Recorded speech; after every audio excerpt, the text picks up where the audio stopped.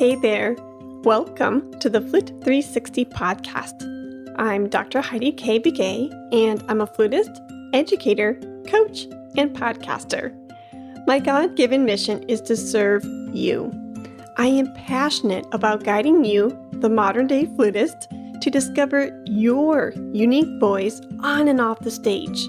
The goal of this podcast is to help you thrive both as an artist and as a musicpreneur. Go ahead and grab some espresso, your favorite notepad, and let's get to it. Today's E195 is titled Conquer Your Unique Path with Doctors Angela Galestro and Jon Smith. Hey there, Flute 360er. I hope you are doing well. Before we dive into E195, I want to draw your attention to an amazing, generous offer. Jared Judge, who was my guest from E194, is so kind to give you, the Flute 360 listener, a free book. It's titled Gigging Secrets, the Underground Playbook to Making a Living Performing. Now, I don't know about you, but since our music industry has shifted so much in the past few years, it can be challenging to know where to look for performing opportunities. Let Jared guide you so you can have a thriving career as a performer. To get your free copy, go to the link in the show notes below. Now, to our conversation with Angela and Jon. Enjoy! Hey! Hello. Hello, how are you guys? Okay. We're okay. How are you?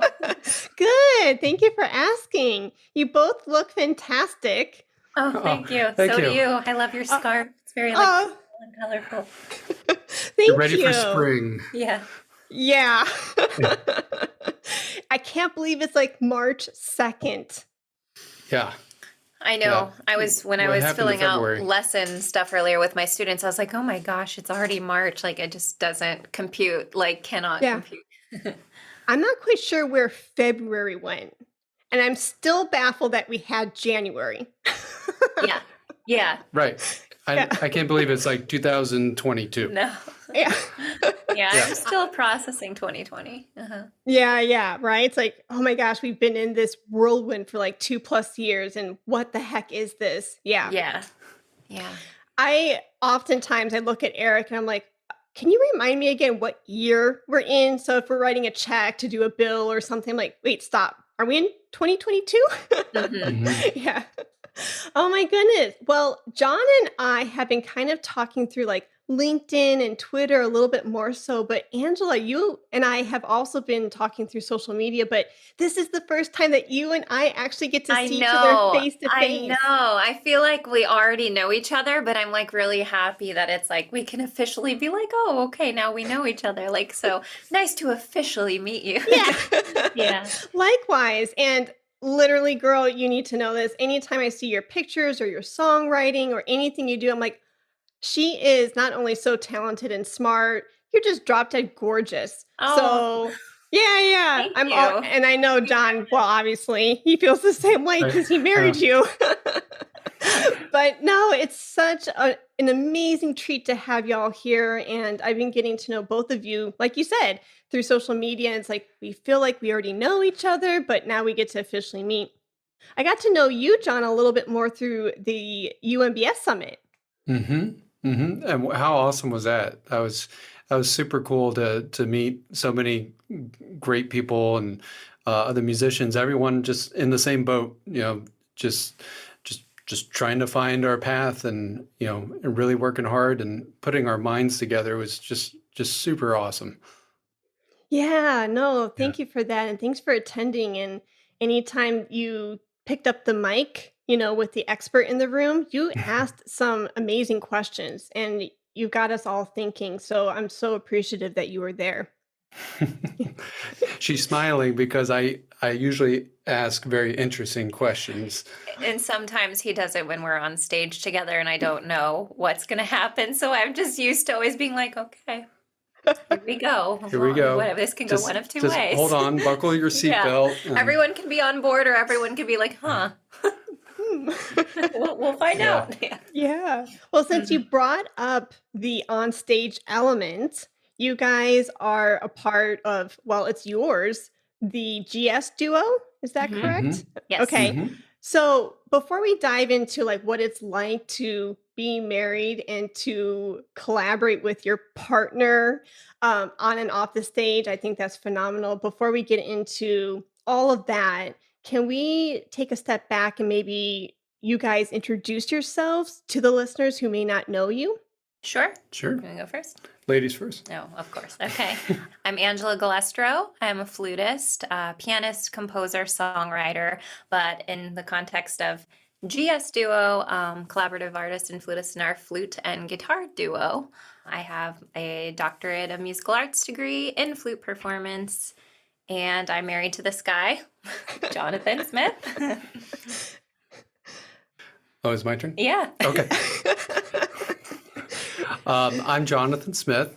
I am Angela's husband, as she stated already. Classical guitarist, but multi-instrumentalist as well. Banjo, mandolin, electric guitar, steel string guitar, almost anything with frets in the United States. So, Yeah. so any American fretted instrument, I can kind of get around. So, yeah. And so here we are, I guess. Here we are. Yeah. Yes. Yeah. And you have your doctorate too, right, John? Yes. Yeah, we graduated at the same time, May 2020, Mhm. Okay. in the middle of the pandemic. Yes. Somehow, we did it, and Yeah. we graduated from our living room, Yes.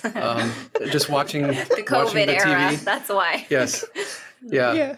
So I guess we sat through graduation. We Yeah, didn't, we watched. we We didn't, watched it happen on we the watched TV. it. Yeah. Oh, So wow. Mhm. Oh, my yeah. heart goes out to you because that's such a huge moment in y'all's career, Yeah. and you fantasize about walking across the stage and getting your terminal degree and Mhm. then celebrating in your living room.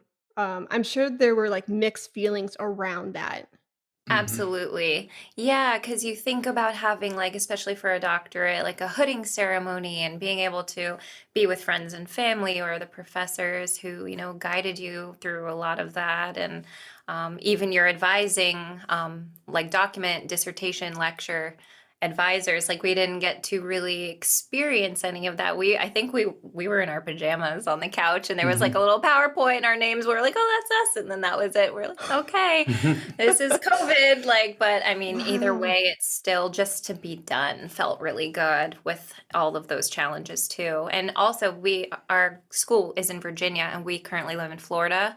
Mhm. So and that was a whole nother level of how that wouldn't have worked. Maybe in a non-COVID time we could have traveled, but Yeah. yeah, so it was very like just two of us.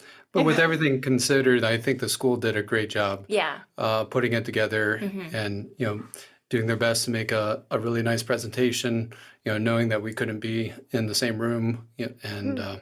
so I still cherish that Mhm. experience. Yeah. Hmm. Of course. So Yeah. Yeah, there's plus and minuses to both, I'm sure. Yeah, I graduated with my DMA 2 years before y'all did, so it was May of 2018. Mm. And then as COVID hit, I was thinking of, graduate students like yourself and undergraduates and thinking being a music major during this time cannot be easy because like how many credentials we need and how many credits we need to fill being in an ensemble and attending recitals. Yes. And when Yeah. that doesn't happen, to have your degree kind of be put on hold. I mean, sure, you could take other classes, in the curriculum and check off those boxes. But man, my heart went out to everybody. And I kind of on this side was thinking, whoo, I just like nicked it, like I just missed it. And I kind of, to me, I felt like a sense of relief. Mm. So, but all of that's to say, my heart really went out to everybody who was wrapping up degrees, who were in the middle of degrees, because being a teacher, I saw my students go through that. Even teaching my high schoolers, I was just talking to a friend about this the other day, and she mentioned teaching in high school, a lot of her juniors, as they were preparing for solo and ensemble competition, she was realizing that this was the first time that they, as a junior, had played with a pianist Mm. because their freshman and sophomore year were completely the pandemic. And so Yeah. as Hmm. she's Wow. preparing them for this collaboration, she's noticing like, wait a second, why don't you know this? And then she goes, doink. It's because of the pandemic and they never had this opportunity. Yeah. That's tough. Isn't that mind blowing? Yeah. Yeah. I mean, everyone was affected so much, especially in our field of music. We have to see the good things that we can Yeah. bring from it, and then what we're learning. Especially like what we're doing now, the whole collaborative Mm. sense, the virtual stuff, the music business summit. Doing that all like remotely. I mean, Mm. there's a lot of stuff we're learning as a culture from this, for Yeah. sure. Oh, yes, easily. And I couldn't agree more because in tragedy, with any tragedy, whether it's the pandemic or something else, there's always a silver lining. As much as our heart aches and there's tears and, it's a lot, it's traumatic. But I find like with any tragedy, there is a silver lining, and we just have to be brave enough and courageous enough to find it. Yeah. And, in this conversation right here, I would like to think that our paths would have crossed in a musical scenario, but who knows? Mm. And because everything is virtual, it's like, all right, I'm going to start physically pulling people into my orbit whom I'm watching afar and saying, ooh, John and Angela are like sparking my interest. Ooh, they're like minded people. Ooh, I want to get to know them. And maybe I wouldn't have been so adamant to do that if our world didn't look like this. Hmm.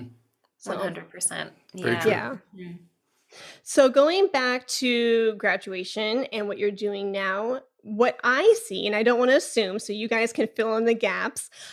What I see is that you guys have this really neat portfolio career where you are playing and songwriting and producing your own tracks and teaching. Can you kind of fill in to the listeners what that portfolio looks like? How did it come about, etc.? He always looks to me to start. Do you notice that? Yeah, every Yeah. time. He's just Um, throwing you into the hot seat.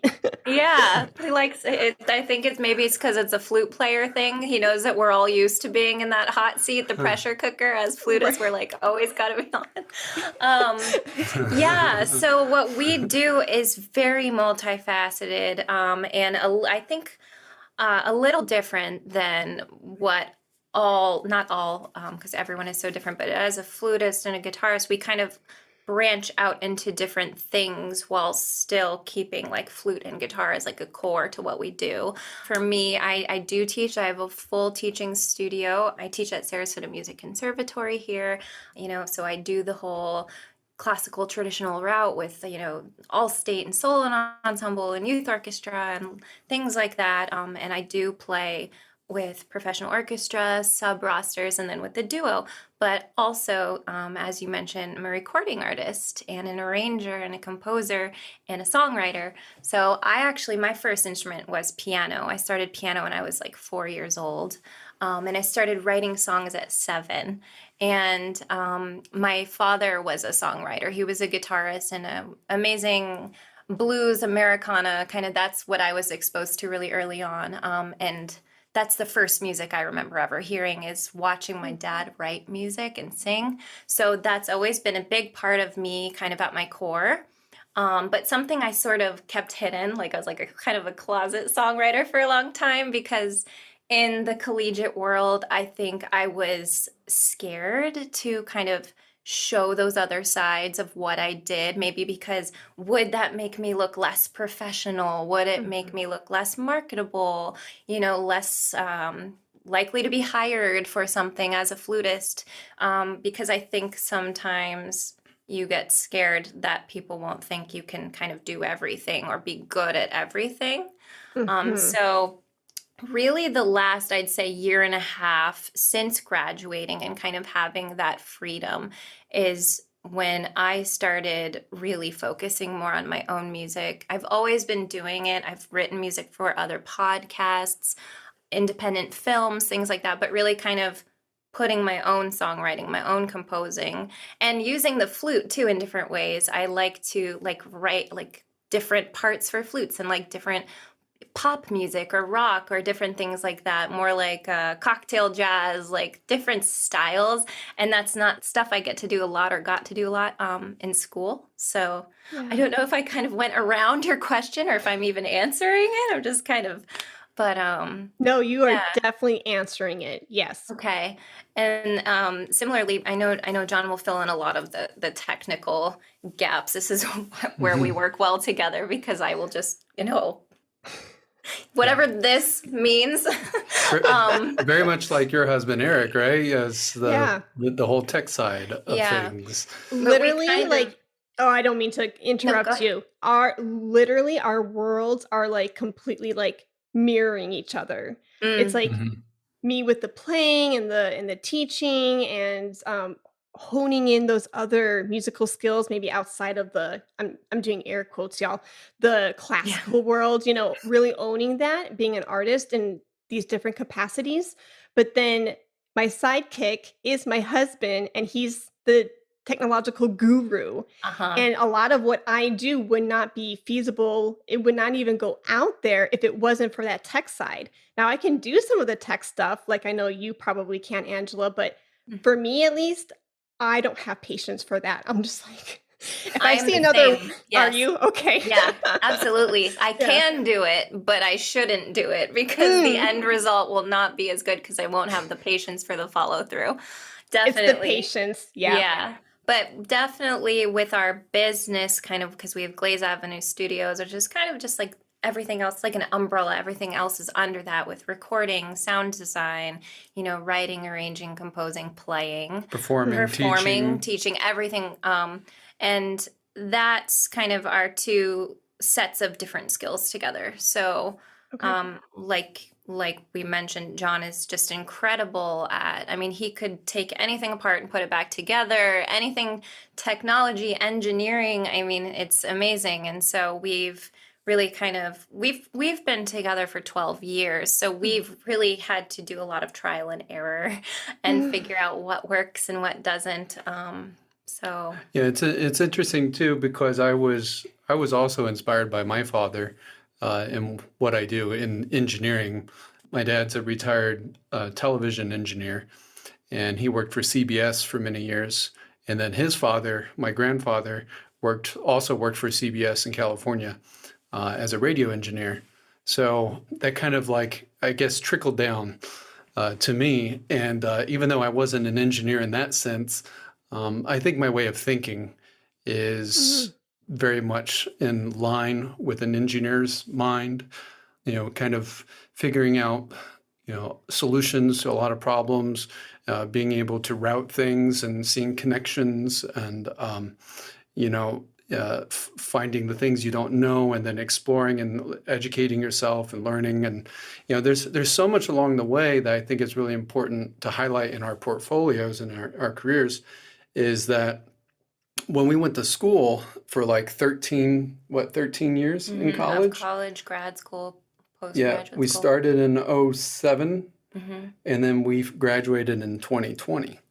So Yeah. that's 13 years Yeah. Just of about, yeah. higher education.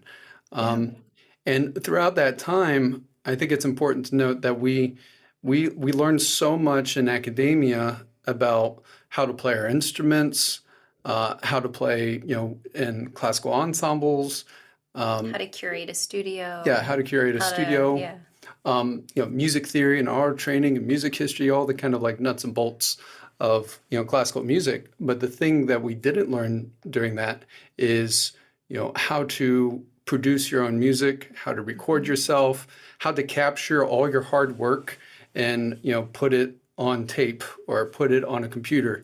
And I think we learned a lot, throughout this, especially since we've graduated. We've really kind of shot up with things, figuring out how to record ourselves, in our own home, right? Actually having the time and the resources to do that now. So we've learned a lot in last 2-3 years. Yeah, well, we recorded our first album in our home, and In this very room. it actually, yes, in this room Yes, is in where we this record room. our first. I should specify our first GS duo album, and that was a huge learning curve for us because a lot of people would need to rent a space or go to a professional recording studio and do all that. And we, as musicians, students, like a lot of people, didn't necessarily have the financial means to just rent out a studio for X amount of time until it was done right or to our liking. So we, had to convert a room in our home into a music studio. No one taught us how to do that, in school. And as a flutist, especially, I think a lot of us have recitals or performances and then we hear the recordings back and we're not happy with how we sound because it doesn't sound like how we sound when we play. So that was a big thing for me, was maybe doing, 10 or 12 takes of something. And it's not that I didn't play it well, it's that what was reflected in the audio recording didn't sound like me as a player. Or so these are all things that we've really had to learn, like how do you mic a flute for an album with a guitar versus a piano versus things like that. And then post-production and marketing and all of those things, distribution. It's a lot, especially It's a lot, and it's just two people. It's just us. Yeah. I mean, we didn't work with anyone else to make our first album. Even down to the artwork, the flat lay, everything. Yeah, Angela did the photography and Everything, the photo editing, and so it's really a big team effort, to put it all together and kind of reading each other and I think we're both really good like co-producers too.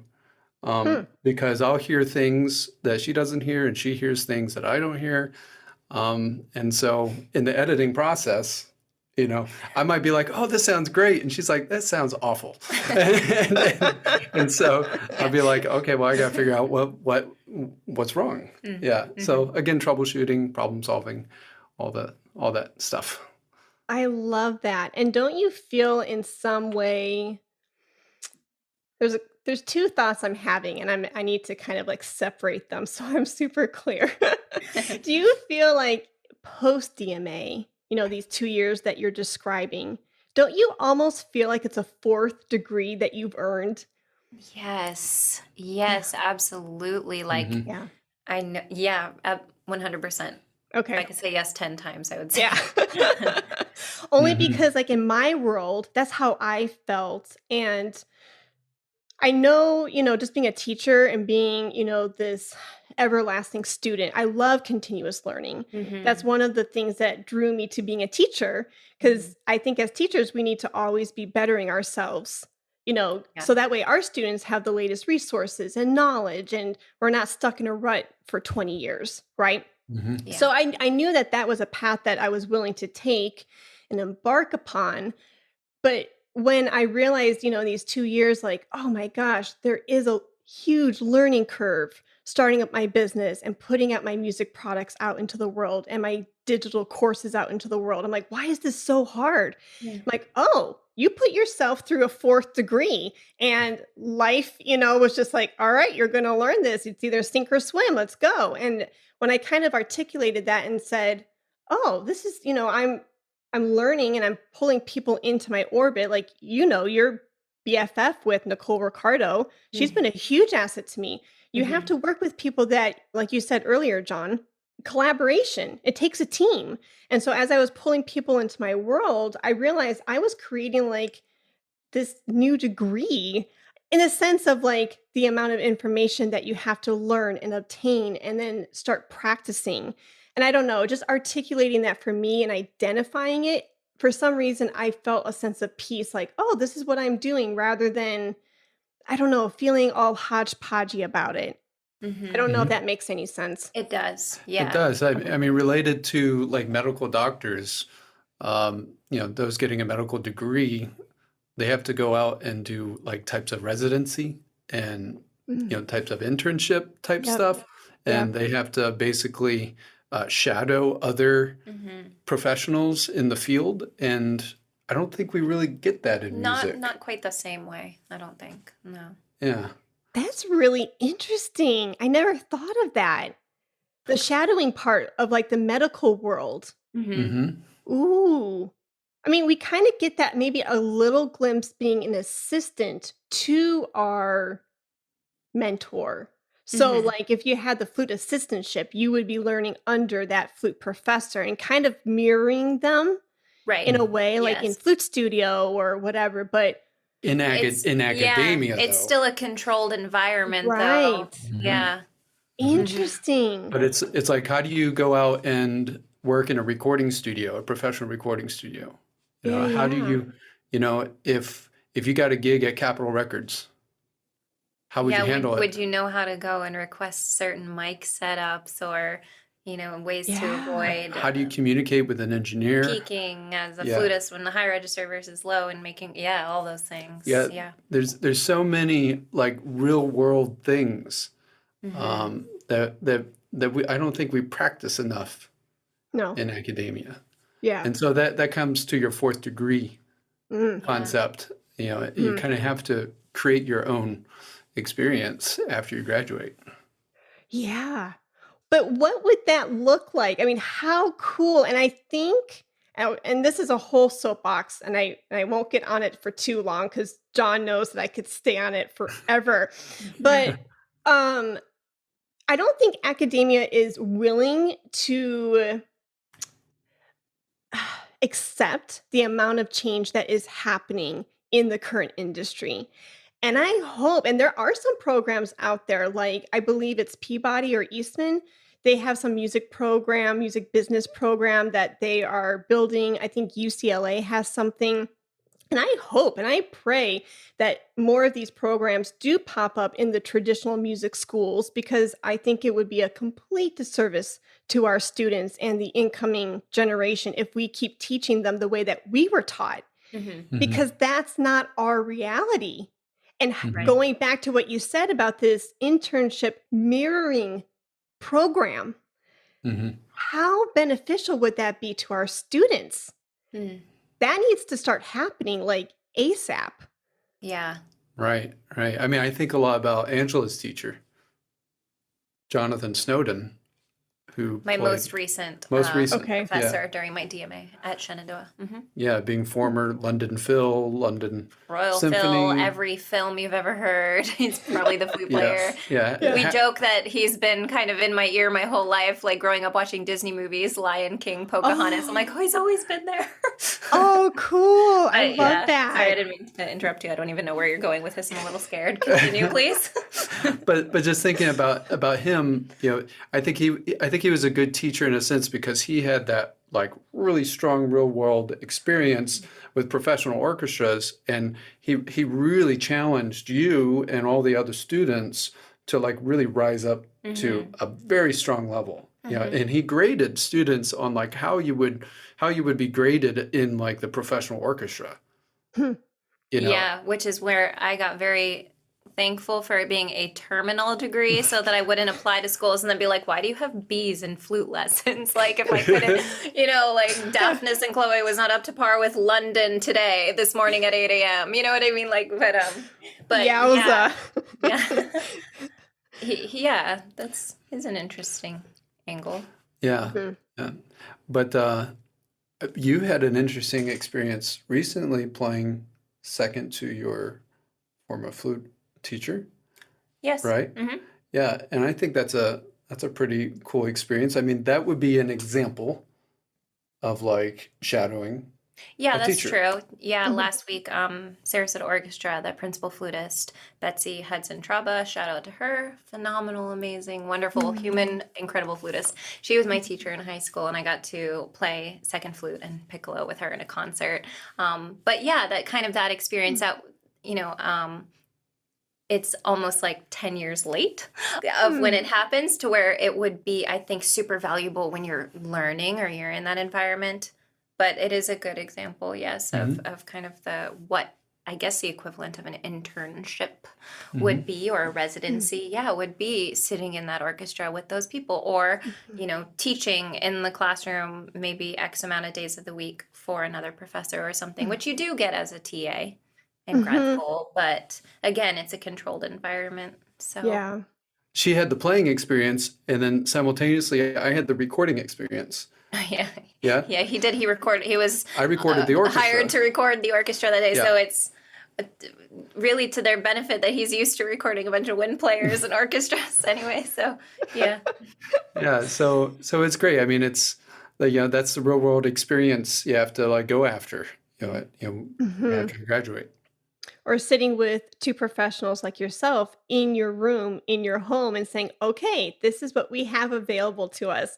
We're going Hmm. to get really creative with these resources, and Mhm. we are going to put padding up on the wall here and here to, buffer the sound or whatever. And we're going to place the microphone here because of this reason, and it's flute and guitar. And for them to sit there and watch it in action. I mean, there are recording Hmm. books out there of how to record these things, and we need those resources. But oh my goodness, to like mirror you guys for an hour or two, ooh, that information would just be, I mean, that student could be a sponge, just soaking all of that up.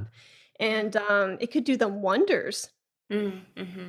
Yeah, because music needs a destination, and so the destination could be like performing live or recording it. Okay. You Yep. know, I don't know if there's any other destinations. You know, Hmm. so having experience in both of those, I think, is important. I think a lot of professional musicians have to record at some point, Yeah. and and that's something I teach my students, even my younger students. I have a 10-year-old student that when she reaches a certain level with like a really small, short 1-minute piece, I'll take out my phone and just voice memo and record it. And so she's getting really used to like pressing the red button Mm-hmm. and playing. Mm-hmm. And then we get done. She's really excited, and then I send it to her parents, and then they have something to listen to and see. Wow, my daughter's like doing that, and then she maybe later on, many years to come, can look back and see, wow, I was recording at that young age. So I don't know where she could go, Mm. but it's like it's the start of like recording practice. Oh, for sure. Yeah. And being okay with hitting that red button. Mm-hmm. Hmm. And then still being, and that's a beauty of podcasting, I think. And this is something, not to go off on another tangent, but I think podcasting could be a tool for students in that regard, in the musical sense of what you just said, like being okay with seeing that red button, hitting record, and then seeing it blinking like it is now. And still, yes, being prepared and having your ideas thought out, just like a piece, and practicing that piece, knowing the outline, but getting off the page and being okay with telling your story in your own voice and being comfortable in your own skin and not feeling scripted or feeling like you have to stick to exactly the black and white. But where's the magic and where's the spontaneity of saying, oh, that word mirroring, that's really hard to say, and being okay with that? Because guess what? Yep. Like, that's life. Right. It's human. Mm-hmm. Yeah. No, I love that. So there's a couple other things I'm thinking of.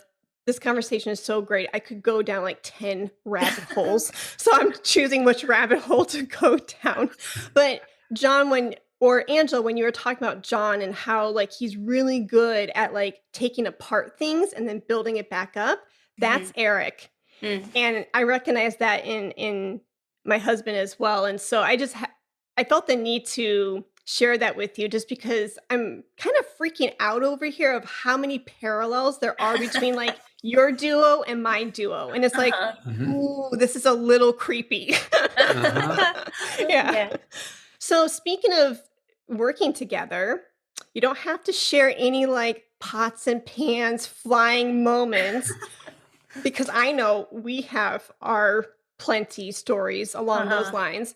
But how do you guys set up those healthy boundaries? How do you work with like not only your partner in life, I mean, you said I do to this person. How do you work with your life partner and your business partner in a healthy way where you can come together in a certain way, right? And then sleep together, hopefully in the same bed Hmm. by the end of the day, and and balance that. It's a little bit of a tightrope walk, I think, at times with Okay. any couple that spends so much personal and professional time together. Mhm. Interestingly, we were a duo before we were a couple. So that's kind of an Oh. interesting other side of the coin with us. So for me, not to, and again, this is something we could talk about forever, but when our duo started, I was very much the, how would you put it, all business type person. She was the Okay. boss. Yes, Yeah. I was boss. No, because it's actually just a funny story. I'll keep it brief, but he was a senior, I was a junior. We were at Stetson University, and I knew that I wanted to play this piece with flute and guitar, and I needed an excellent guitarist for my recital, my junior recital at the time. And John and I were friends. We met, but we were in different kind of friend groups, and we had different lifestyles, and I was very much like, strict with my schedule and orchestra and band and quintet and flute choir and lessons and no fun, like all flute, no fun. And Meanwhile, I'm like growing out my hair and playing in a rock band. yes. So, And we knew each other and we were friends, and I always knew he was a fantastic musician, but in my mind I was like, I don't know if he's like responsible. So I actually I remember going to my flute professor and saying, I want to play this piece. What do I do? Who do I hire? And she said, ask the guitar and professor. it was Piazzolla. It was, yes, the Yeah. history of the tango, of course, one of the staples in our flute and guitar repertoire. So she said, ask the guitar professor. So I said, okay. So I literally emailed the professor and said, I want to do this piece. Can you please recommend someone for me to work with, preferably not John Smith? You said that? I swear. Mhm. And Oh. it was because I was so afraid that if I was paired with him, he wouldn't show up to rehearsals, or I would be really stressed out because he wouldn't take it seriously. And his professor wrote back, I think you and John Smith would be perfect musically compatible. I think that you should work with John. Let me know how it goes. Oh my Okay. gosh. So that's kind of how we ended up working together in the first place. And it's a little bit of history all from there. But Hmm. he was right. Musically, we were very compatible, and Hmm. then obviously compatible in life. But going back to the balancing of relationship and work, I think we are both so different that it works in that I'm really good at compartmentalizing and separating things when I'm really focused. I can take, like, I'm an emotional person. He'll joke because I'm Italian, so that's why, like, the people who can't see, my hands are moving a lot right now. And I'm emotional and very invested in everything I do, but I'm very, like, a very super hyper laser beam focused person. So Mm. when I have a goal, I'm able to separate. Like, if we're working on a piece, I'm not looking at him like he's my husband. I'm looking at him like, you Yep. are my partner in this project right now, and it has to be right. And I think he's kind of even still like, whoa, can you calm down? It's like, it's okay. So we've had to learn how each other work that way. At least for the performing aspect. I'm definitely good at separating, and I think that he's such a relaxed person that we do kind of counterbalance one another in a way that's productive for our duo. He's just a lot more, yes, I guess relaxed is the best word, but still good at, the balance between the two of us with our repertoire and stuff. Where it's interesting is when you take everything that you work on at home or in a rehearsal setting, and then you're on stage. Everything changes then. We do a lot of gigs where we're just background or whatever, and that's fine. But when we have featured concerts, I feel like that's where being a couple works to our benefit, because then we can really show our personalities more. And like you were mentioning with the podcast, if you have a moment where you can't say mirroring or something, I think that we are able to play off of each other a lot in real time in a way that the audience can see who we really are. And that is where knowing each other so well and so intimately really works as a duo. And also I think that the same with, business, having to do more of the business side of things, contracts and all of that. That's where he shines. And I'm just like, because I'm very cut and dry. And he's like, let's work with the people and make them comfortable. And I'm like, well, it's black and white to me. Yeah, I think there's definitely two sides. There's the music side, and then there's the business side. And so like the business side, we know when it's business. We know when we're rehearsing, and we have to really excel and get things clean and things tight, and usually she's very particular, and I'm okay with that. And so I am the patient husband at that point. And that's fine with me too, because it's we're growing together in this process. And so I think every time we rehearse, we're both learning, even as a couple, and in the kind of getting things done sense. But then there's like the music side, where she was highlighting, like in concerts and live performances, or even like recording in the studio. You have to kind of let go of that kind of formula stuff that you talked about in business, and then I think that's where like you were saying, our relationship really comes to life, because in a very emotional sense, how we communicate with music, and then outside of the music with the dialogue that we speak on stage. I think that's where it really shows.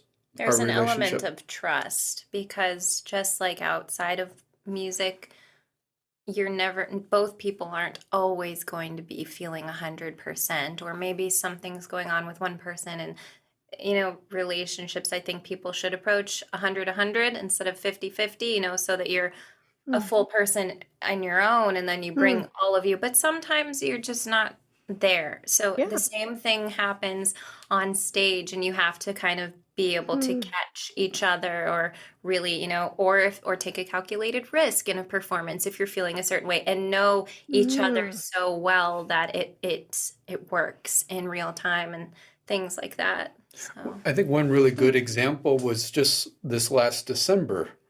Now that we're playing again after this whole pandemic stuff, in December, we played a holiday concert, Christmas concert at a church, and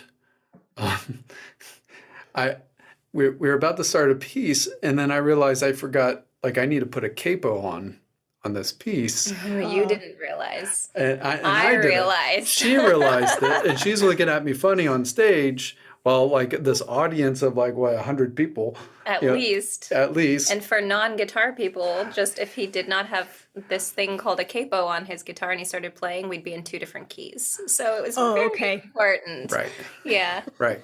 So she started giving me looks, and I was like, oh, that's right. Okay, so I had to reach down and get my capo, and I had to put it on. And then you communicated with the audience. Well, because they were all kind of like, what's going on? And we were playing our own arrangement of My Favorite Things from The Sound of Music. And I said something to the effect of, if he didn't put the capo on, we would be playing in two different keys, and it would be nobody's favorite anything. And of course, then, the audience kind of relaxes, and they feel like they're included, they're in on it too. So little things like that, where you maybe wouldn't be so comfortable calling each other out if you, didn't know that it was a safe place. But yeah, we do a lot of that on stage. Not planned, but it just always happens. So. Oh, smart. And that right there, I mean, that for any musician, being comfortable with being in the moment, recognizing that something didn't go according to plan, and how are you going to ad-lib? How are Mm-hmm. you going to improvise, and kind of letting the audience chuckle in on it, saying it wouldn't be anybody's favorite song, you know? I Yeah. mean, that's smart. That's really smart. Yeah. To be She's able to very think on quick. your toe. Yeah, I was gonna say, to be able Mhm. to think like that, is it's a good skill to have for sure. Mm-hmm. So I'm kind of curious because I want to give some gold nuggets to the listeners. Like, if they are listening to this and they're thinking, oh, wow, this is an amazing career. And you were mentioning earlier, Angela, about like kind of dampering, this songwriting portion of your life and saying, oh, I don't want this to come up to the forefront because maybe I won't be taken seriously when it comes to this part of my flute world or being Mm-hmm. hired here. Um, I literally want to do a full circle back to the beginning of this conversation and highlight that because I think in our day and age and what the music industry is shaping up to be, we need to bring not just our instrumental playing to the forefront, like what you guys are doing, but to hone and to really be comfortable in our own skin and owning those other skills. Yeah. It could be songwriting, it could be recording and producing, like you, John, or these other non-musical skills like, hey, I'm a good negotiator, or Mm-hmm. hey, I write up contracts really well. So if there's somebody listening to this and they're thinking, oh, you know, not that people want to assume like, oh, maybe that was easy for Angela. It didn't sound like it was easy for you at first. It sounded Right. like it was something that was in the closet and you're like, I'm just going to keep it there. But how did you get comfortable with saying, wait a second, this is something that is a part of my talent stack? I am okay with owning it and saying, I'm confident in this and I want to start incorporating this element within my career. If somebody is there in that same place, what would you advise them to go, or how to go about that, where they can be like you and say, hey, you know what? Guess what? I'm going to pursue this too. And it doesn't make me a lesser than flutist, or it doesn't make me a lesser than teacher in this traditional sense because I'm doing something that's different. I think the first thing is to get rid of any expectation or fear, which is so hard. I was really scared, not because I doubted my own ability, but again, it's the fear of what other people might think. And I think we're Mm. programmed that way. You always want to come off a certain way. You want to appear 100% professional, all of that. Me personally, what kind of springboarded me into, I guess, taking the plunge was losing my dad, Mm. who I mentioned was a songwriter and a, touring artist and all of that. And I watched him do this my whole life. And I guess I always thought, oh, well, eventually I'll get to that, but right now I'm busy getting a DMA, or I have a full teaching schedule, or, oh, it's not a good time. And losing him, because it was very abrupt and unexpected, kind of forced me to look at my own life, my own music, my own talents, and think, how much time do we have or Mm. not? We don't know. And what would I regret not trying or not sharing it? And what's the worst thing that can happen? Someone doesn't like it. Okay. Yeah. And maybe they Yeah. like the way I play Mozart, but they don't like the songs I write. That's fine. Or maybe it's the other way around. So I think really kind of taking a good hard look at yourself and thinking, what are my skills? What do I have to offer? Someone will need that. Someone will want what you have to offer. Someone might be looking for that right now. You don't know unless you just try or put it out there. It's not, brain surgery. No one's going to die if, your contract has one typo, or if, maybe someone doesn't like the way I, write this progression in a song. That's okay. I think the biggest thing is to think about what makes you happy. I think we are conditioned to please others, professors, judges, adjudicators, people on audition panels, audiences, but you need to do what makes you happy, what Mm. makes you feel like that reward center in the brain. If it's not going off with everything you're doing, just for example, for flute, if you feel like I would be even happier if people really could know this side of me, then you need to explore that too. Maybe Mm. explore the things that set you apart, rather than trying so hard to fit into something, because no one can take away your degree. No one can take away your talent. But if you have even more, not everyone will have all those other layers. Not everyone who's a great flute player can compose or can write, and that's, again, I'm just using these examples because that's what I do. But like you said, write contracts, negotiate, build websites. Like there's so many other things. And I think that that's something that we all should be less afraid of showing and showcasing. And really just, like I said, I think the biggest thing for me was just thinking, well, why would someone not hire me for a flute job because I also write music? And if they do, is that a job is that an environment I need to be in? Would that stifle my creativity and my talents and what I have to offer? Or would they see it as an asset? That's kind of the way I look at it now. And just life is really short. And, as we've seen with the pandemic and we've seen with a lot of recent events around the world, it's all art. It's all doing something to help you and others. So why not use that? I don't know if that answers your question, but that's kind of the way that I'm viewing it from an unprepared talking point, at least. No, it was very well said. And I want to say and acknowledge first, I am so sorry for your loss. And my heart went out to you and your family.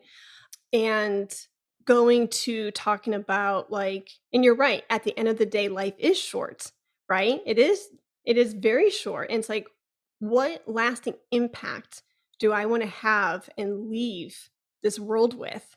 And for you, if it's like purging out those lyrics through a song and having it recorded and it being played years after, 100 years after you're gone, I mean, how amazing is that? That could be a treasure for somebody, in X amount of years. And it's like, you're right. At the end of the day, if they don't like it or if they don't want to hire me because of whatever, who cares? It's like going and applying to something like a competition or a job, and we get so fearful of not even doing it or not even trying, right? Because it's like, what if I get a no? It's like, Yeah. that's the worst that can happen. You get a no, Yeah. and the world keeps spinning. But yeah, and we have to be courageous and brave to show up for ourselves in that very authentic way.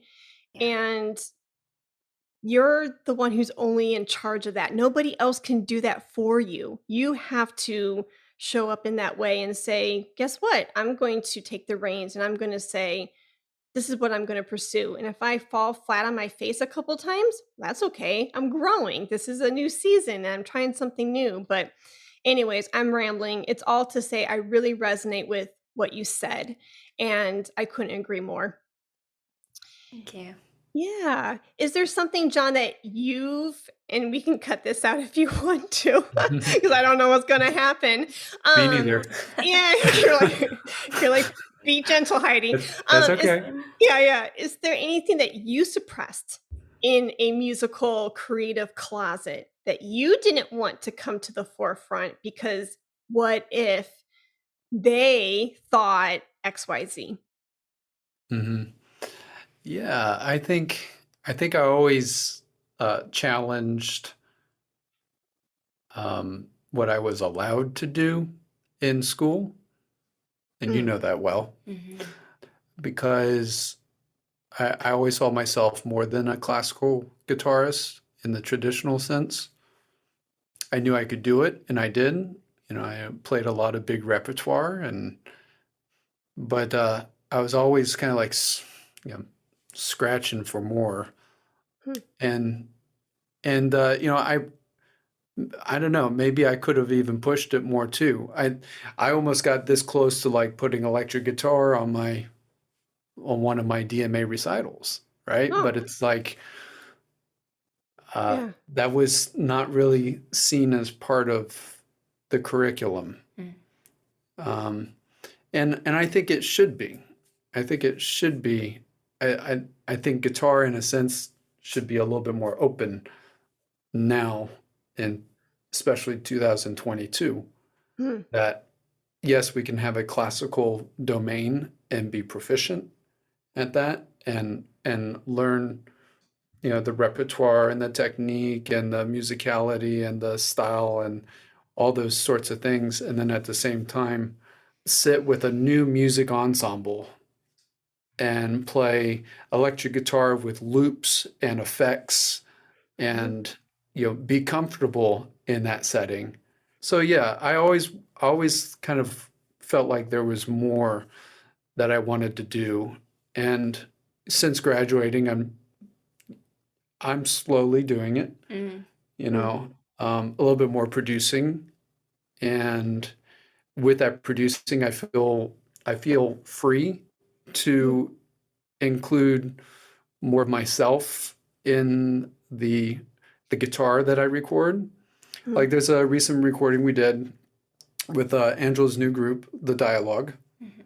The song is called Phantom Love, and Which has an awesome alto flute solo that is not classical for yes, anyone interested, which Cool. was very fun. But sorry, I didn't mean to yeah. interrupt you. Yeah, Phantom Love it's a very cool, Fun. it's a very fun song. It's a full band, has drums and bass and keys and two vocals, male, Male, female. female vocals, alto flute, a flute trio, like stacked harmonies, multi-stacked harmonies with the voices and the flutes, and then at the end, an electric guitar solo. On the kind of like extended outro, I recorded an electric guitar solo, and nothing too fancy, very, very like George Benson style. And I had so much fun doing that, making something, creating something, improvising, and then recording it, and then inserting it, and mixing it, and mastering it. I mean, the whole thing, like I felt like almost like a chef, with sound. And, that was really cool. That's the experience I didn't get, in my studies. I think that's why, especially in my undergrad, like I was playing in a rock band, and we were doing like classic rock, progressive rock. We'd play at like Daytona Beach Bike Week every year, and we opened up for like Molly Hatchet and a bunch of other classic rock groups, and I just felt so free on stage there. And so, I'm still trying to find that intersection Okay. of my classical studies, but also, that freedom that I feel playing electric guitar or something like that. Yeah.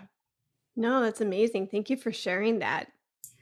After thinking of all of this, maybe there's a part deux here, but there's like a missed opportunity. I seeing like what you guys are talking about in your world and Eric's in my world. This should have been a four-way conversation. Mhm. Mm. But that's okay. We can do part deux later. But I was just like, oh my gosh, like you are like speaking Eric's language and like I'm Uh-huh. speaking Angela's language. I'm sitting over here like, darn it, missed opportunity, but that's okay. You live and learn. Oh, shoot. Well, I want to respect y'all's time. We are at the top of the hour. So, as we are wrapping up this phenomenal conversation, I do a segment at the end of the show called Picks. And it could be your pick of the day, week, year. So, like anything under the sun. It could be your favorite book, album, serial, TV show. It could be anything. Do you have a pick for the listener today? Oh gosh. like a recommendation for them to check out. Hmm. That's Exactly. something that we like. Well, I was just gonna say, for me, my favorite band since like Mm. sixth grade is Ben Folds Five, and there's just never a bad time to put it on. Of course, that kind of shows the whole like piano rock band songwriter type. Like, I will listen to something like that before going and playing in an opera, just because it puts me in an elevated, fun, positive mindset. So that's my forever pick for a band, which might be totally weird and whatever to share. I feel like it's maybe a very acquired taste in listening, but Okay. I will forever be a Ben Folds stan. So Awesome. I will check that out. I have not heard of that band, but Oh, okay. it's not a weird pick at all. That's Yeah. amazing. Because So they now, they they aren't really a band anymore. It's just okay, Ben Folds, but the okay, old Ben Folds 5 albums, it's those are my jam. oh, awesome. Thanks for sharing. Yeah. I'll share a very special piece to both of us. Mm. We've gone through a lot of hard stuff, and between losses and injuries and surgeries and Mhm. all sorts of things, In a very short amount of time. very short Yeah. amount of time. Yeah. Mhm. And, you know, there were a lot of low points. And this song, this piece came on the radio one day when I was driving home. This was in Winchester, Virginia. And it just hit me like nothing else. And I had to show Angela right away when I got home. And the piece is called Ode to Life by Don Pullen, Pullen, Don Pullen. Okay. Ode to Life. And it's the album it's a Capitol Records album. It's It's from the like vault. gold and yellow. Yeah. And it's an instrumental piece, It's just piano. just piano. And it's him just improvising in the studio. Yeah, and there's a whole story behind it, but Yeah. I think that the beauty in that recording, which is a good one, more than me, who's just like Ben Ben Folds. Folds. I think that anyone listening to Ode to Life, though, can kind of pick out their own thing from it. So, Mm. yeah. Yeah, so there's a sense of like, I think, gratitude and Yeah. just being thankful for this life, all the ups and downs, Mm. so and that might be my interpretation. So I suggest everyone to listen to it. Ode to Life. Awesome. Yeah. Thank you for sharing that. I can't wait to check it out. You're welcome. Yeah. So if anybody wanted to be in touch with y'all later about GS Duo and your albums and your other services, where can they follow you? You can just simply Google GS Duo, Okay. and you'll see we take up a couple pages of Google there. But with I mean, that. to simplify, we, all of the main socials, Instagram, our handle is just GS Duo, or we have our own. His is Dr. Jon Music, and mine's just my name, Angela Galestro. And they're all kind of linked. Clay's Avenue Studios is on there. Mm. And then my music group outside of my solo project is called The Dialogue. So you can hear, like, for instance, the song Phantom Love and some others that we mentioned. But our website, which is just gs-duo.com. Yeah, gs- or hyphen, gs-duo.com. No www, just gs-duo.com. Yeah, I haven't figured that out yet, but I will. But we're pretty easy to find and get a hold of, and we would love to hear from anybody who might be interested. And then our production company, which is also our independent record label, is Glaze Avenue Studio. Glaize. And you can find us at gastudios.net. Okay. Just for shorten. And even if you go there, you can find all of our other links. They're all connected. They're all connected. So we're pretty easy to find. Yeah. And so if anyone's interested, you just message us. We'll be happy to talk. That's amazing. Yeah, I love it. And I will make sure that those links are provided in the show notes below. So any listener right now listening to this, show notes, subscribe, so that way those links pop up for you, easy peasy. But Angela and Jon, thank you so much for your time and your talents and your expertise. And I know that this episode is going to serve so many listeners, hearing your story, hearing how the backstory, and hearing how everything unfolded for you, and noticing those beautiful breadcrumbs, and so that way you could really own and conquer your unique path, because we all have our own unique path, and finding it isn't really easy at first, right? But when you take action, there's clarity in that action, and the more you do, and the baby steps, one step in front of the other, that forest and the light coming through the forest starts going, and you're like, oh, okay, this is my path. And, you start walking forward even more so. But hearing your story, right, and hearing those nuggets, people can easily pull that out and say, okay, my story may not be the same as Angela's and Jon's, but what did they learn along their path? And how can I maybe start applying it within my own world? And so thank you for being honest and open and sharing that, because people are going to start connecting the dots, for their own lives. And that's the point of all of this, to help each other out throughout our journeys, Yeah. Definitely. Thank you so much for having us. Thank you. It's a pleasure. And so glad to finally meet you. Yeah. The pleasure is all mine. Thank you. And we'll be in touch very soon. Okay. Sounds good.